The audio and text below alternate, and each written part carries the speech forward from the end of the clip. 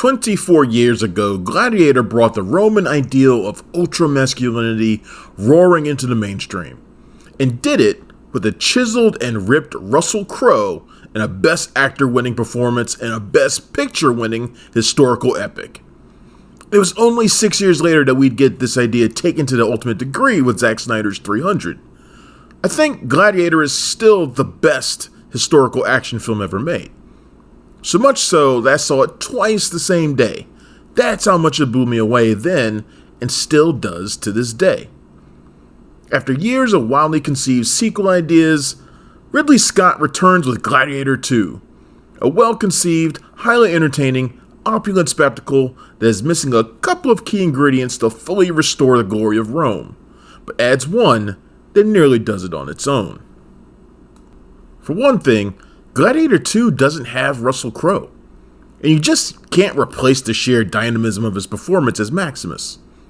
In his place is Paul Mescal as Lucius Verus, the now adult son of Maximus and Lucilla, played once again by Connie Nielsen, and also secretly the heir to the Roman Empire.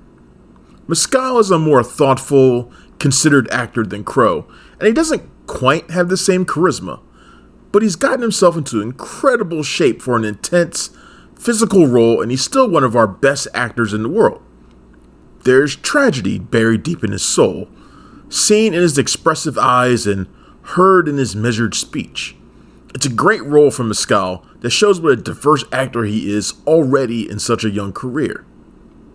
Set in 200 AD, about 16 years after Maximus' death, Lucius has been hidden away in Numidia, which had been resistant to Rome's power grabs.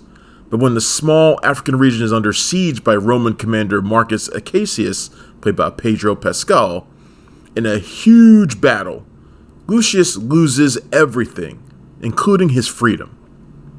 Enslaved, much as Maximus was, Lucius is sold into gladiatorial combat, bought by the sleazy ex-slave Maximus, played by Denzel Washington, who has his eyes set on Rome's downfall and his own rise to power.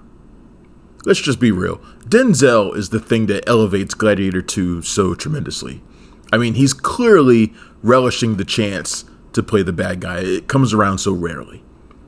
It's doubtful that Denzel received a single note of instruction from Scott, as he seems to be doing whatever he wants, whenever he wants, whether it makes sense or not. His scheming Maximus speaks and gestures with a flourish. Politics, you might hear him slither, with a con artist smile ever plastered to his face. Denzel is worth the price of admission alone. Don't miss him. He's probably going to win an Oscar for this. The problem with having Denzel is that he overshadows everybody, including Mescal. To be fair, Denzel has been dwarfing his co-stars for decades, but it's especially problematic in Gladiator II. It doesn't help that Lucius is sort of a supporting player in his own story. He doesn't drive the action and the dramatic sweep the way Crowe's Maximus did.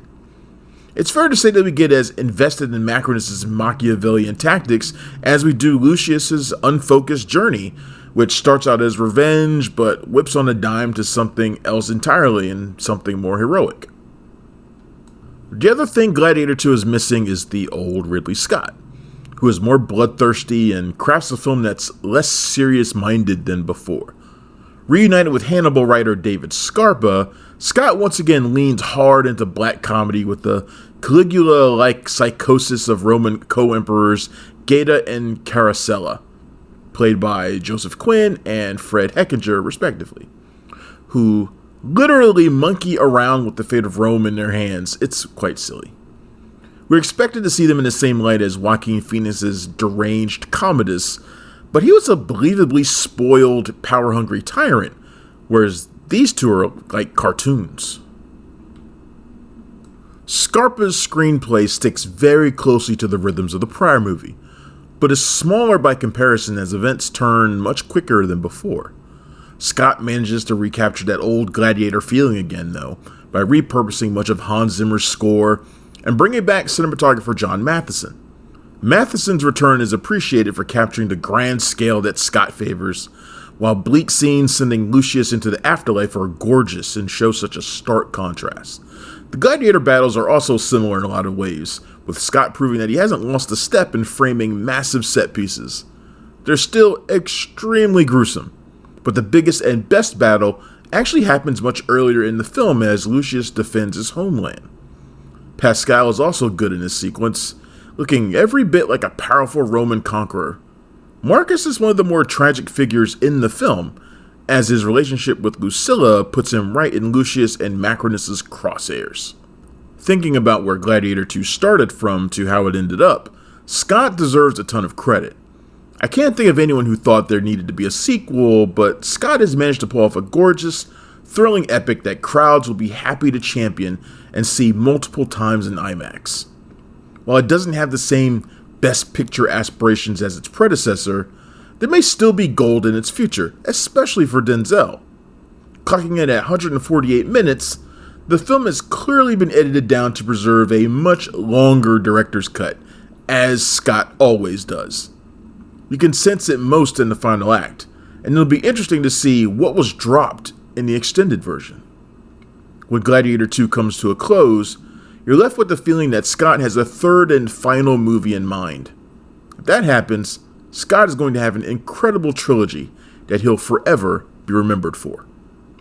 Gladiator II hits theaters on November 22nd, and it gets a 3.5 out of 5. Thanks for checking out the show. If you like what we're laying down, please subscribe to our channel and click the bell to receive notifications for all of our latest stuff.